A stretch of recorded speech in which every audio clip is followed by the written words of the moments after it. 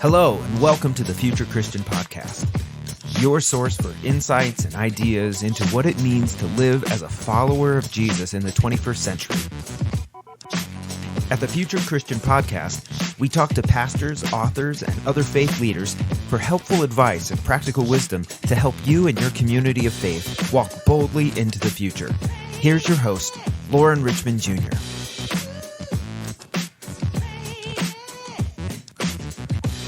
Welcome to the Future Christian Podcast. My name is Lauren Richmond Jr. Today I'm welcoming Reverend Dr. Anna Hall to the show. She is an ordained Baptist minister who has coordinated programs and conducted research in churches, nonprofits, and universities. In her work as Director of Research and Development for the Convergence, she draws on the latest research from across the fields of religious practice, organizational development, and adult learning to inform product development and implementation that supports the needs of pastors and churches.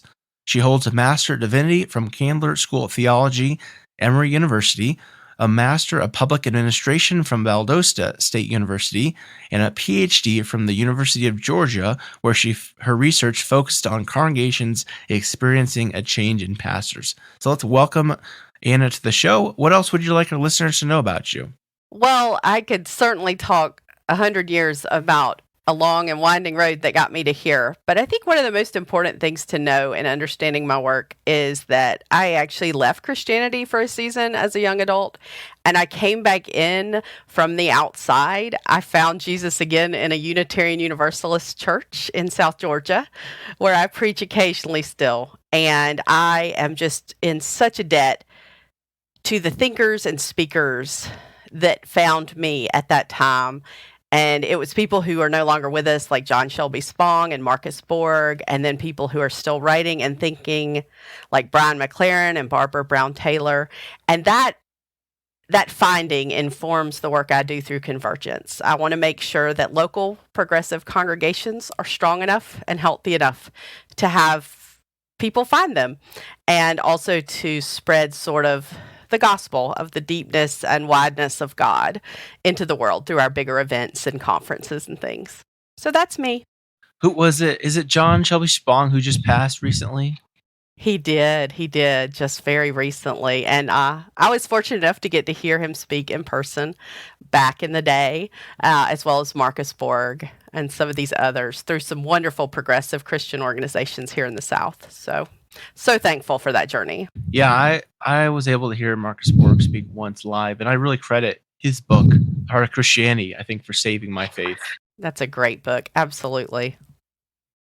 Speaking of, you've touched on it a little bit. Share about if you're willing to share more about your journey of faith. Yeah. So I grew up United Methodist in the South in a small town at the First Methodist Church, where we heard a lot about love and not a lot that I would say was substantive beyond that. The pastors there had a tough job to do. It was sort of the moderate church in town, and a lot of influential people went there. And so making people mad was not the order of the day. So it wasn't a very prophetic experience, but I certainly felt very loved, and I wasn't exposed to any sort of hateful or toxic Christianity, I would say. And I was very involved. I was president of my youth group, and I went to church camp every summer, and I just loved reading about Christianity and the history in particular and theology. And then to continue being president of my youth group, I was strongly encouraged to confirm into the church, which I did, but it became clear in that experience that was not my spiritual home. The creed that they used was not my creed, and through that experience, I went into college as a philosophy major and spent many years exploring non-Christian philosophy and spiritual paths. And then again, I found my way back into Christianity at the local Unitarian Universalist church in Valdosta, Georgia, where we explored all paths, and I realized that Jesus was my teacher, and I fell in love with Jesus all over again, to use a term from Marcusburg. I found my way there, and then I was called to seminary. I felt called into leadership. I had already done a Master's of Public Administration, so I was already engaged in nonprofit organizational development work, and I wanted to do that work with churches, and specifically multiple churches. And so it was really fortunate that I found Convergence and they found me, because now I am so lucky to be able to work with churches all over this country and help them strengthen and improve the health of their churches. I love your quote there from Marcus Borg about falling in love with Jesus all over again. I know this isn't about me, but I often say that, like, I'm very much a universalist, but I'm very much Team Jesus. Yeah, and that is where I've found my church identity here in Atlanta, where I came for seminary. I found a little bitty Alliance of Baptists, which is a very progressive Baptist denomination or association, and they were universal in their approach to life, but they loved Jesus and talked about Jesus a lot. And I worked there for 8 years as a pastor of spiritual formation, and then I moved on to be just a member of a church now that I consult. And it's a similar group. We love to talk about Jesus, think about Jesus, but we also just really respect and honor the diversity in our world and how people find so many paths to faith and to spiritual journey. What is a spiritual practice that has been meaningful? So, I am often terrible about practicing what I preach. I talk a lot in my work on change about the need for reflection and practice. And I try to meditate, and not as regularly as I would like. I have a busy brain, so I tend to do audio guided meditations, either on YouTube or on some podcasts. But the one I do probably daily that it sort of sneaks up on me is the use of story to sort of make meaning out of life and faith. And the way I do that is I am a huge fan of sci-fi and fantasy, TV, books, other media. And I've recently gotten into comics even. I find so much richness for reflection in this infinite variety of hero and heroine journeys and what they reflect about our world and how we face change.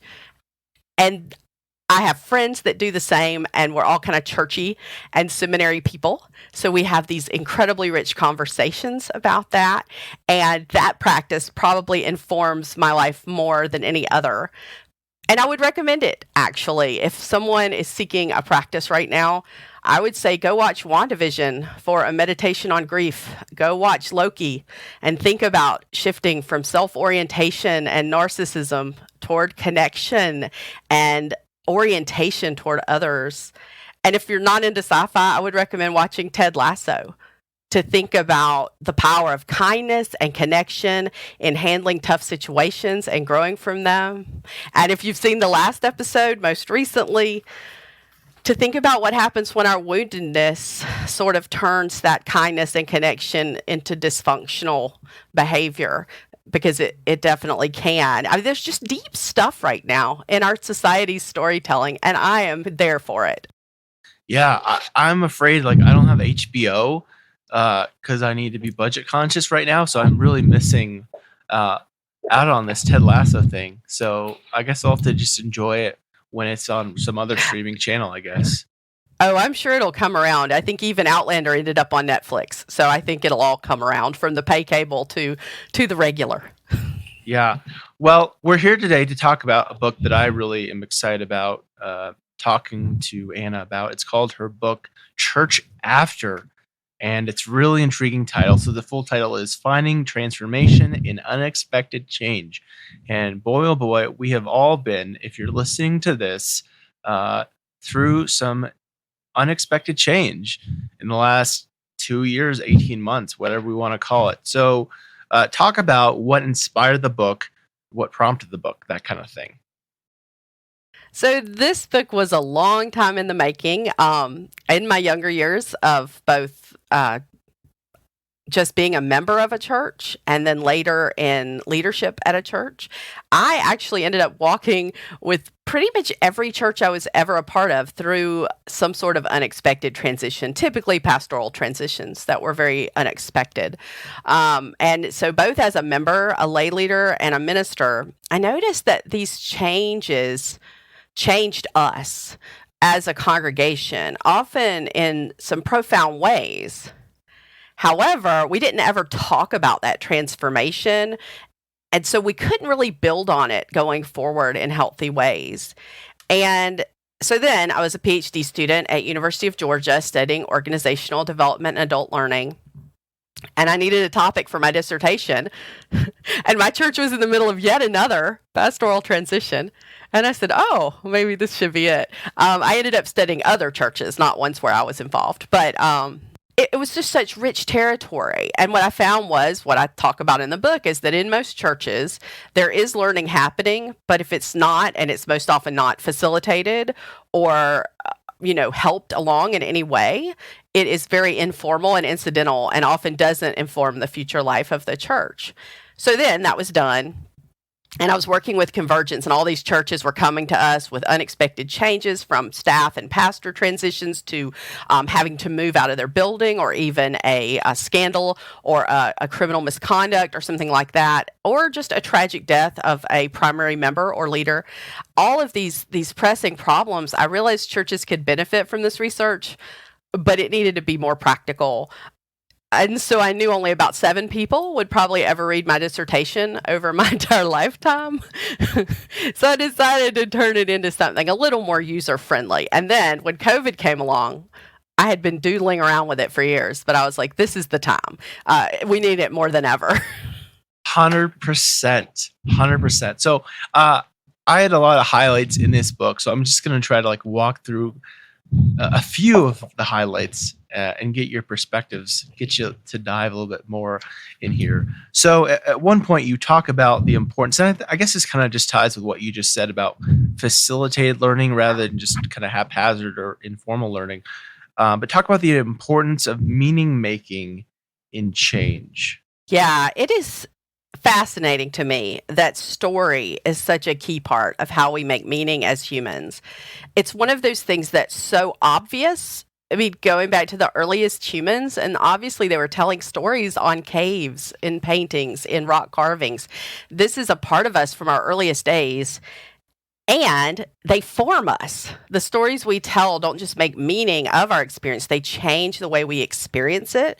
So psychology research has shown that, for example, if we tell a story of change where change is a worst case scenario or a burden, that's how we experience it. And if we tell a story of change as a journey, a quest, a discovery of wisdom, it changes and we experience it in that way. It doesn't mean it's not hard. It may still be hard, but it's a different way of traveling through it. And I've seen it. I've definitely seen the way people approach change in their story of how it is going shape the way they experience it. And I feel like Christians, we're a people of the book. So we're a people of story. And if we're given space for facilitation and time to do this work, I think we may be pre-primed for it already. The challenge with meaning making is we have to first go inside and name our current frame of reference in order to shift that frame of reference. So we have to go inside and surface the story we're currently telling to transform the story we're telling. But Christianity has such brilliant stories in the Bible of change, or in just the history of Christianity, that we can draw on for that sort of internal work. I think of, can we see ourselves as Ruth or as Jonah or as a Christian abolitionist, a civil rights movement leader, a South and Central American liberation theologian, how they navigated through times of great change.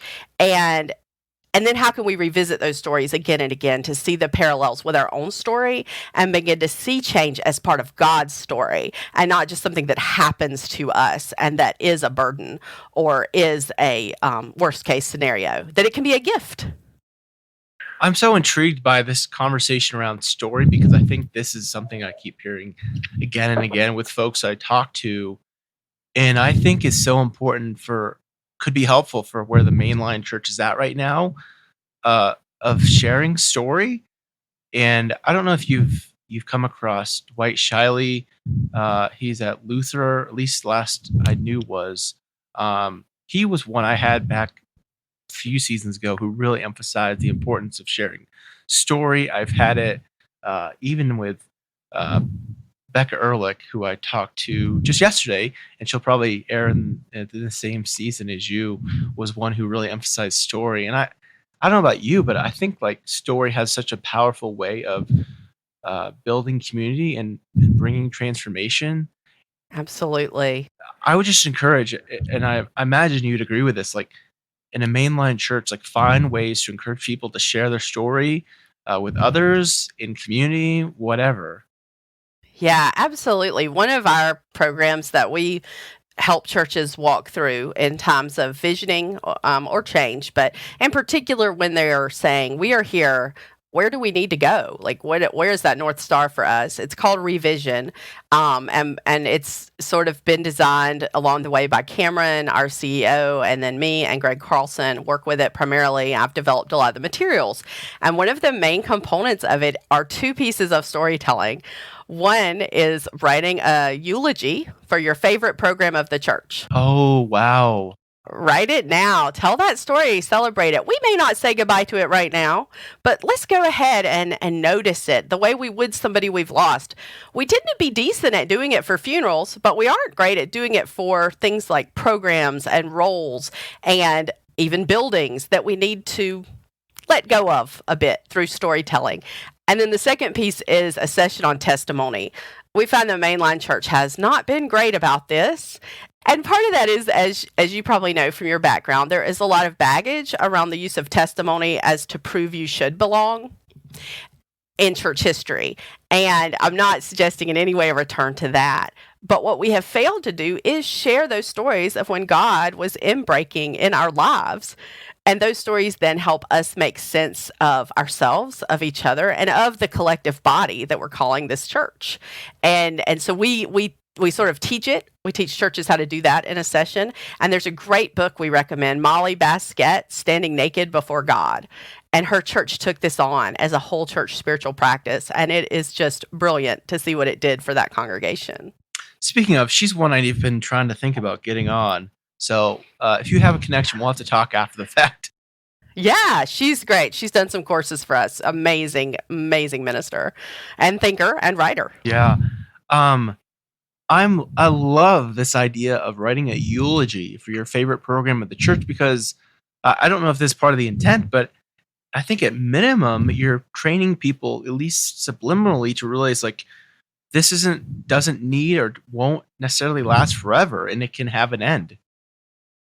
Yeah, it's so important. I think so. One of the things I think churches should be able to do well, but often do poorly, is in this rhythm of navigating change. I recommend the rhythm sort of ritual and reflection and celebration. Like these rhythms shape us, and ritual we should be good at. We're churches, we should be good at this, but we're really not good at ritualizing change. And a eulogy is a really significant way that we all know how to mark the possible loss of someone. I think of the New York Times, where when somebody is fairly important, they have a file. They're ready. Yeah. Like they're ready. How can we be ready to say goodbye to things we may need to say goodbye to? Because there won't be room for the new things that God is doing if we're never willing to say goodbye to any of the old. Oh, that's good. That's good right there. Okay, let's get back on track, because there's so much good stuff to talk about here that I want to make sure we can squeeze some of it in, at least. On page 30, you talk about what must intentionally come during transitions, and you have like some bullet points here. So I don't know if you have those memorized or I need to tease them. No, I actually have them marked. I have my own bookmarked copy of my own book. Is that obnoxious? But I totally do. Yeah, I think so. It goes back to that rhythm I'm talking about. So when we talk about if we want to be intentional, if we want to be thoughtful about change in our churches, the rhythms that are shown by research to help with that work individually, and I believe also organizationally, are that piece where you acknowledge and celebrate what has come before. A change is a grief, even a good change. We can't leave that out. And again, churches should be good at this part, but we often forget this part. So even if it's a change, we may only talk about the new thing that's coming, and we haven't really taken the time to mark that grieving, to throw a rock into a pool of water, to burn a piece of paper in the ash bowl, whatever it is we need to do to let that thing go and make room for the new. And then I think the middle two work to increase member knowledge and context and create opportunities for discernment. They sort of go together, and they are part of that going inward, and not just individually, but collectively. So it sort of is like we need to know where we are to discern together where God is calling us. And sometimes that means taking a really honest look at where our church is, even those truths we're scared to name, like a shrinking congregation or a changing neighborhood or whatever, no money, whatever that is, like naming it into the room, honoring that that is where God has us right now. We are here. God is here with us.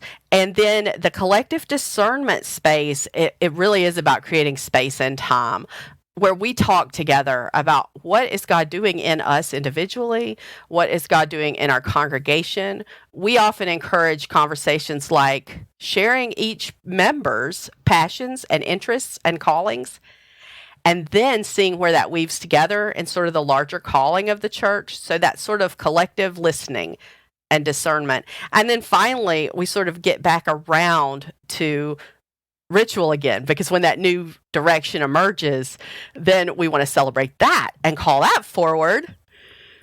And then the fifth thing I mentioned there, and this goes to sort of a systemic approach. I think we want to weave this rhythm into every system and structure of the church. I think every subgroup of the church, leadership, yes, but also every group should be building this in. So you may see the Sunday school class that stays very academic.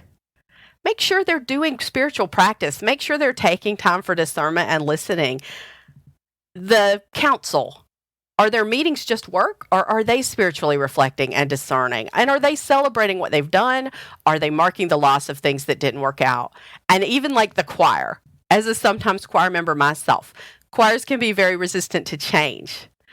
Do we in choir take time to remember that choir was different 50 years ago, and it will be different 50 years from now, and we're a part of that journey? And how do we celebrate but also discern where God might be calling our music programming as churches change in size and composition? There's no doubt those things are changing as well. So to me, building it into every part of the life of the church will then support, train people in these skills, and sort of leave room for it. Because if you don't, you'll be so busy you'll never do it. Yeah, and we'll come back to that theme again here later on, I think, or at least I hope. It's interesting, in so much of what you're saying, I hear this kind of subliminal message, latent message of knowing thyself, so to speak. And I'm intrigued by that, and I'm curious, like, how does knowing yourself or knowing who you are individually or as a community, why is that so important in change? I think it's important, firstly, because it doesn't happen as often in our lives as one might hope. We're not, as people, super good at this. So we often need some facilitation to get there. And so we don't tend to come into spaces knowing even our own agenda, our own interests, our own ideas. And without that, we may miss something God is trying to say through us. So I think it's so important to bring our full and authentic selves, but I also think we're really bad at it. And I think where we get at it often in our society today is through studying an exemplar, like maybe listening to Brené Brown on a TED Talk, or we sometimes get it through our yoga studio, inviting us into a guided meditation, or our therapist. But I won't say that churches do a great job with this part of the work. And I think what I've seen is often a fear in churches that if they help people to know thyself, the self they may know may realize they're no longer interested in church, or at least the responsibilities that they have right now. So we're not We don't want to ask the question, what is your passion? If your passion is animal rescue and we have you on 14 councils about the pews and the flowers and this, we're not really helping you live your passion. And once we start asking that, then we have to start asking, what is our collective calling together? Are these pews our collective calling if nobody in this building is called to maintain them? And it gets into some really complicated stuff. I do think, though, it's a sacred duty of churches, because I think in listening to our deepest selves, we also can hear God in there. And so when we abdicate it, we have sort of left God out of the conversation in a lot of important ways. And so I think teaching people how to find that inner voice and listen, and a lot of that is spiritual practice, and highlighting that through their testimony, inviting them to speak about what they're discovering about themselves, not only in formal ways, but to genuinely ask all of our members and volunteers, are you called to this work anymore? What can we do to support your calling? And then finally, making room for that calling to change the operations of the church. Because again, if nobody in your building is interested in this thing anymore or called to it, why are you doing it? God isn't calling this group of people to do that right now. There's just this kind of like, I don't know what the word is, energy or assumption, like, oh, we have to, if it's the pews, like someone has to care about the pews, someone has to be in charge of the pews, or whatever the thing is. And like you say, if there's not space to talk about it, this is, again, I'm going to go off script here a little bit, but this is the thing that, as we're recording this, it's the fall of 2021, and while I don't know what's happening with COVID. Let's be honest. I have no idea. Yeah. No one knows what's going to happen. All the predictions have just whatever, unless perhaps you're an epidemiologist, but whatever. We're not, that is, at least. So saying that we really don't know what's going to come, I kind of lament that I feel like after all this talk about change and status quo, like that there really has not been that much change in the structure and organization and even worship style. And I wonder, like, this is really a practical question, I suppose, after all that philosophical ramblings, but I'm like, what needs to change with, maybe, since the Sunday morning gathering seems to be the most popular or most reasonable time to get people together, like, what needs to change about Sunday morning gatherings to provide more people time to listen and know thyself? Yeah, I think that's a great question. And I think each church's answer should be different and will be different. I think the challenge is broadening our imagination enough to ask that question and frankly discuss it.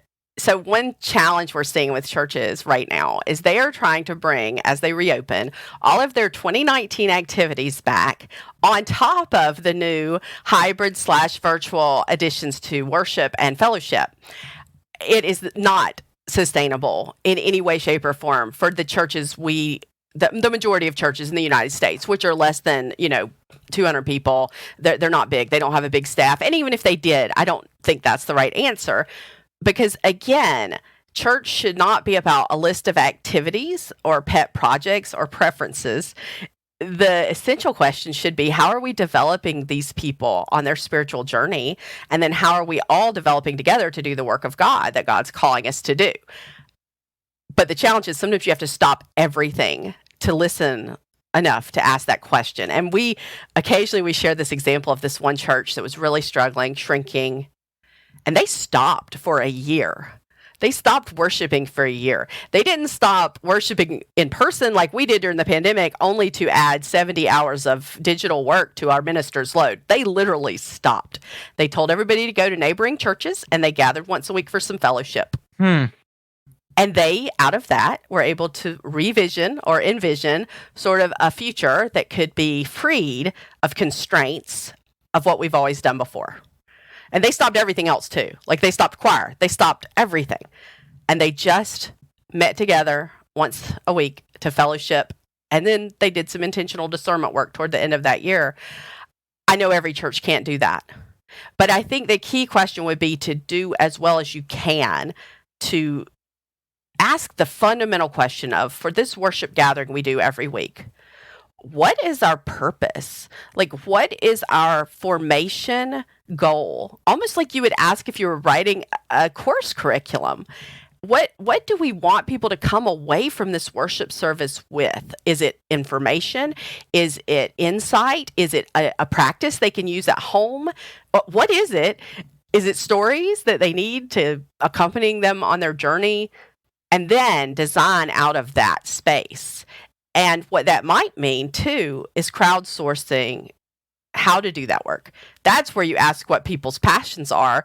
And if somebody loves to paint, could they paint the story? Don't ask them to do another reading, you know? And if somebody loves to, I don't know, do drama or loves to meditate and can teach the rest of the group, it's sort of like meeting your people where they are and talking about what we all can do together. There's that together piece, not just paid staff, to get us where we want to go. But first you have to figure out what you want people to get out of your worship service. And of course, I want them to be formed in ways that help them navigate their lives and listen to God's calling, both individually and collectively. So I have a bit of a bias toward that answer, but in other congregations, the answer could be different, but it needs to be intentional, you know, not just doing things for we've always done it or people want us to do it, that consumer sort of orientation. None of that. Asking that fundamental question of what are we really doing here together? I'm thinking of, I'm blanking on the author's name right now. The Art of Gathering. Are you familiar with that work? No, but it sounds like a wonderful title. Yeah, and it's not a Christian perspective, I think, if I'm remembering correctly, but the author kind of highlights that in the 21st century, like people aren't just going to gather because that's just the thing we do, like you're saying. It's because we're going to come together for this or that or the other. Yeah, I mean, in some ways, yoga studios have figured this out where we have not. That people come together for practice, to do something together that improves their lives. And again, some might say, well, that's just a consumer orientation. But I do think it goes beyond that, because a good teacher of a practice develops a theory of teaching that practice. Why are they teaching it? How are they teaching it? And what creates community in the teaching of it? And in your best situations, you're not just buying a yoga class, you're buying into a community of practice and supporting the teacher of that, which isn't that how we would sort of want church and pastors to look? Well, I love it. Yeah, 100%. We don't have time. We don't have time to talk. Well, here, like I said, we're kind of running through time, and I want to respect your time. Let's talk about, in chapter 11, I think it's chapter 11, you have a section on cultivating change readiness, and there's 3 indicators you reference to measure change readiness. Yes. And I love this framework, and I'm playing in that space constantly right now. So I'm currently working on a series of white papers on change readiness for Convergence. And this research project grew out of our interest in building more on this into our Vital Church assessment, where we help churches do that work I was talking about knowing where they are right now. Because it is important. Where are you right now? Who are your people? What's up? And I think it's important to know where our people are in terms of change skills and where our systems and structures are. And so the 3 indicators are commitment and capacity and culture. But what keeps coming up as I do this research and I talk to faith leaders and business leaders and other consultants, they're so intertwined.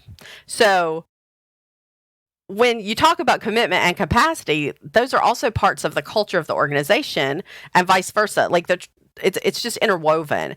And so what we are seeing is that the underlying foundation of all of this is trust.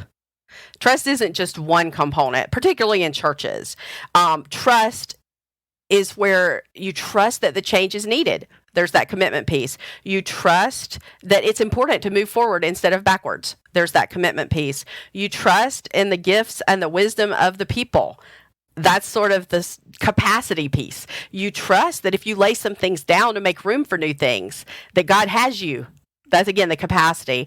And then, of course, trust is all throughout culture, which is where do you literally relationally trust each other, not to wound each other, not to never wound each other, but you trust each other to have the community and each other's best interests at heart, that you are not going to wound each other in service of your personal agenda over the good of the community. And so without trust, you can't even have that shared mission because you have 40 separate agendas going on. Without trust in each other, you can't make decisions in healthy ways because you think everybody is up to something.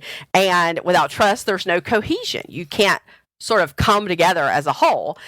And it's interesting because why I think it's especially in churches, I mean, a business person may differ with me on this, but churches, people can just leave or act out if they don't like it.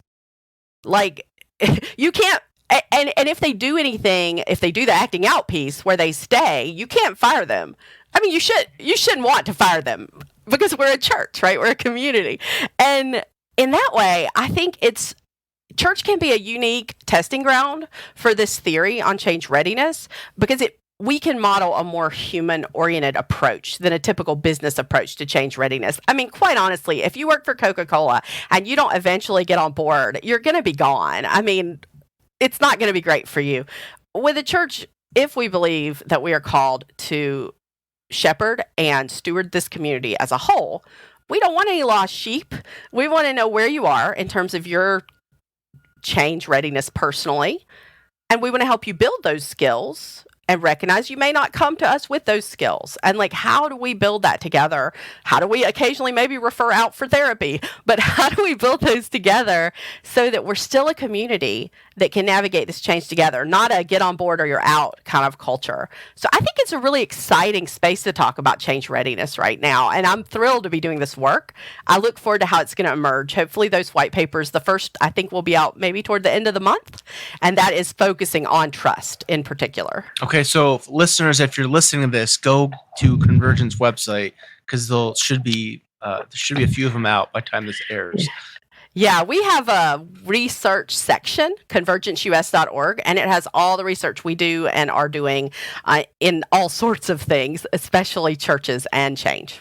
So I'm thinking about, I don't know if you've been listening, probably better for your mental and emotional health if you haven't been, but the Rise and Fall of Mars Hill podcast is the story of Mars Hill or Mark Driscoll in the bus, if you remember that thing. And he was very like enthusiastic about like running people over and throwing people. Yes, that's some problematic language that came over from organizational development. Yeah, I have followed it. I haven't listened to every episode, but certainly followed all the journalism about Mars Hill over the years.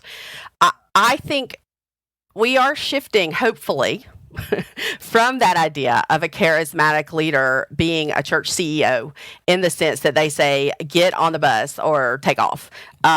When I first came into church consulting, there was definitely still that attitude around.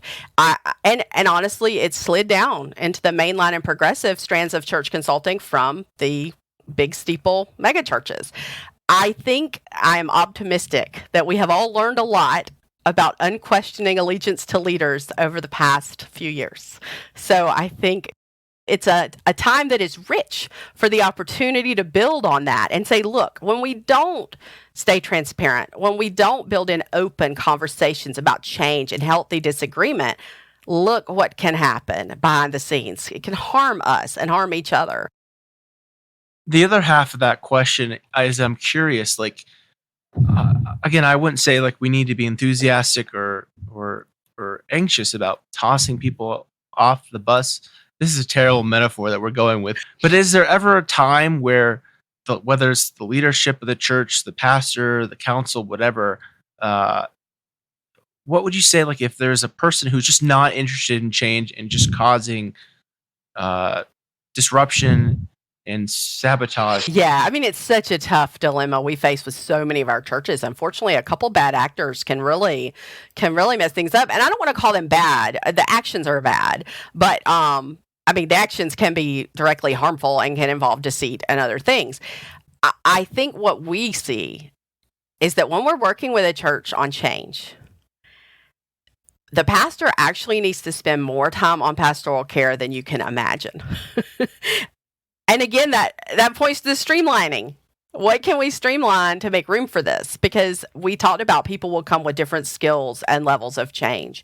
And some people may need extra literal pastoral care to go through the grief and emotions of change. Other people may need boundary setting information. Other people may need, again, referral out to a therapist. And then occasionally, if someone is truly harmful to the gathered body, hard pastoral conversations may have to occur about helping that person find a faith community that is more suited to them. I would never with the lost sheep. I mean, don't just get out. But it requires less of that charismatic leader work than you would imagine, and more of the pastoral care, because the pastoral care is what builds the trust. And honestly, pushing up against someone who is really struggling with change and acting out, the harder you push, the harder they're going to act out. The pastoral care piece, and if the pastor's not the one to do it, finding who can do that. Often it turns into sort of a binary conflict between pastor and person and parishioner. And it may be that somebody else comes in, an outside consultant, an outside counselor. But it really is attending to knowing where everybody's at right now in terms of their skills with change, beginning to build those skills, and then observing who needs extra help. Sort of like, you add in an extra teacher sometimes into the class to help, or you have some special tutoring or meetings if you're thinking about school. I think spiritual formation can be the same way. We don't all get there at the same speed, but I think we can all get there. Yeah, I appreciate what you said there about just kind of the additional importance of pastoral care, because like you've said, all change is loss, and loss needs to be grieved, and some people just may need to grieve more than others, and that might be why they're throwing a fit. Now, I'll say perhaps from a little cynical side, I think there's some people who just want to cause trouble. They want to cause trouble. Yeah. We do work with churches on conflict transformation skills, and in those we talk about different conflict styles and personality types, and there are certainly people who would have more of a personality type to want to stir stuff up. However, you can redirect that. I mean, every person has gifts to bring. So perhaps they love to stir stuff up. Well, maybe God gave them that gift, and maybe they're the ones you need out picketing the racist organization down the street. Put them out there doing that. That's where we need to stir some stuff up. If the only place they have to offer that is in a council meeting, that's not going to be great. I'm running over here almost. I thought this was important. Talk about the importance of systems and structures in change.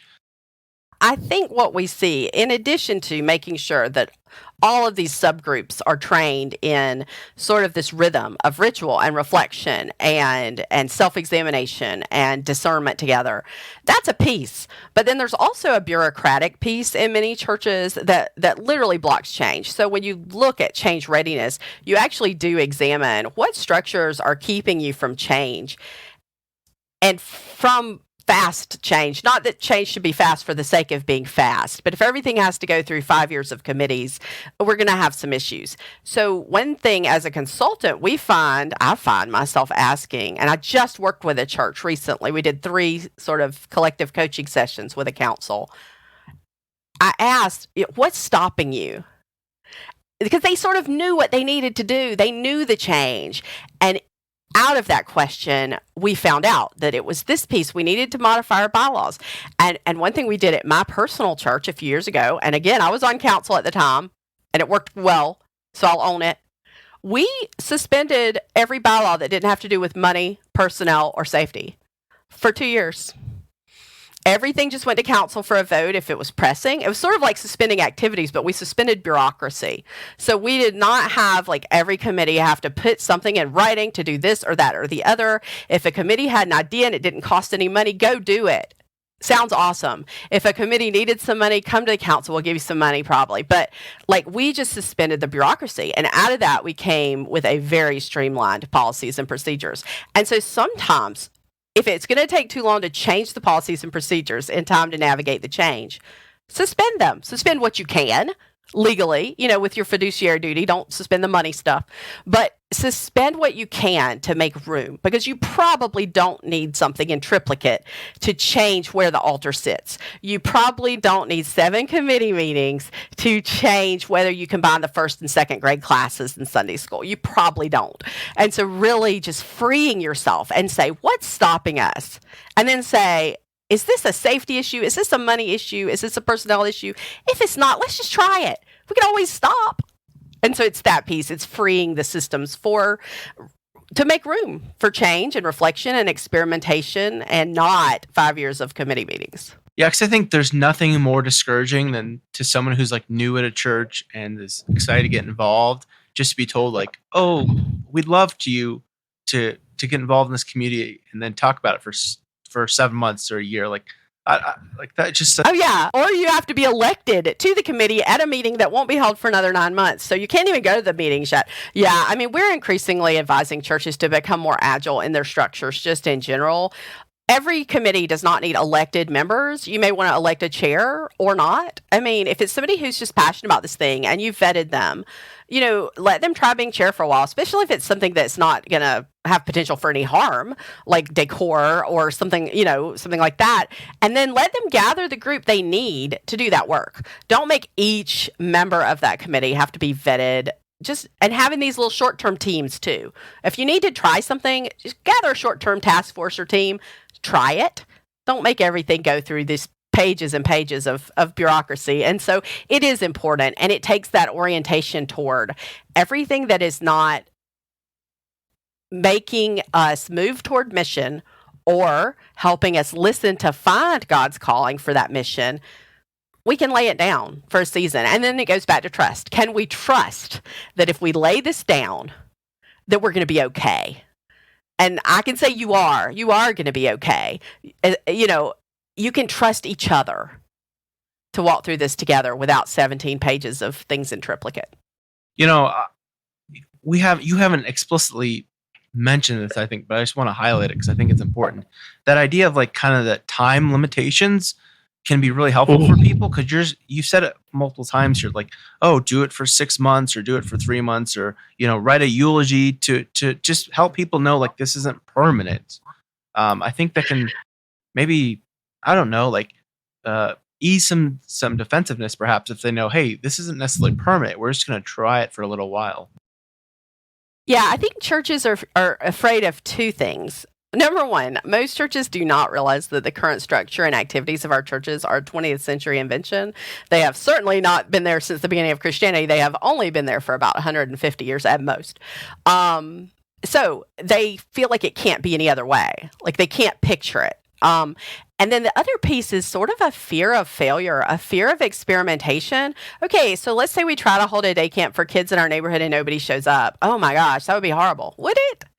I mean, now, you have data, you have information, and God, you feel like, called you to do something. Maybe God was transforming you through that particular attempt and failure. I think we can be more experimental. And I think that often happens with shorter term projects, to use a word from the entrepreneurial space, prototyping. To prototype something, just give it a shot. Do it as well as you can, but give it a shot before you say, we're going to do this for the next 20 years and hire somebody and employ them till they retire. Like that is not the way of the world today. As we've seen during the pandemic, things change on a dime. Everything may change by 2025. So really, everything may be short term. We might as well accept it. Yeah, that's good. Okay. Let me ask you one more question. I promise the last question, then we'll take a break. Sure. There's so much good stuff here, but what do you have advice for pastors? We either talked about it already or when we're offline about how, man, after, who knows what the after is going to look like after this pandemic, if there ever is an after, like what advice do you have for pastors? Yeah, I mean, I've thought a lot about this, certainly, and I think I have said it, but I'll say it in sort of a shorter and more concise way. I think the key is, and this is going to be hard, is that leaders have to keep things streamlined enough to make space for that rhythm of ritual, spiritual practice, and critical reflection. Again, we're seeing so many churches try to layer the 2019 levels of activity, much of which were not working, onto the virtual life that they've been called to through the pandemic. This is not going to be sustainable. You might as well not even get started on it. If I could jump in front of that bus right now, stop, wait. What we need is to re-find the space from shutdown. And that's hard. It's hard. Everybody wants to get back to normal. There's this backward orientation. But God is working through this time. I don't know if this is a second Reformation. I don't know if this is a third grade, fourth grade awakening. I don't know what this time is. But God is doing things with us. And it's only if we take time and space that we'll be able to hear it and see it and be part of it with God and God with us. And so, yeah, I would say just put on the brakes. Just say, we don't need to start this part up yet. We need to listen more than we talk, and we need to sit in silence more than we do. And just for now, streamline it, keep it simple, and then see what God says to do. Well, this is great. Thanks so much for this conversation. Again, the book is Church After: Finding Transformation in Unexpected Change. Let's take a quick break, and we'll come back with some closing questions. All right, we're back with Reverend Dr. Anna Mitchell Hall. So thanks for this conversation. I've really enjoyed it. You can take these closing questions as seriously or not as you'd like to. But if you're Pope for a day, what do you want to do? What does that day look like? That kind of thing. So if I'm my imaginary version of a pope where I can tell all Christians to do something, I would tell all Christians and members of any church in each zip code to all get together in the same place, like in a park, listen to the Gospel of Mark, sing a song, something everybody can agree on, Jesus loves me, eat dinner on the grounds. Just for this momentary reminder that we all share something as followers of Jesus before we go back to our corners and start arguing about doctrine and politics again. I like that idea. I think we'd be surprised how much space we need for everyone. And maybe that's part of the point, right?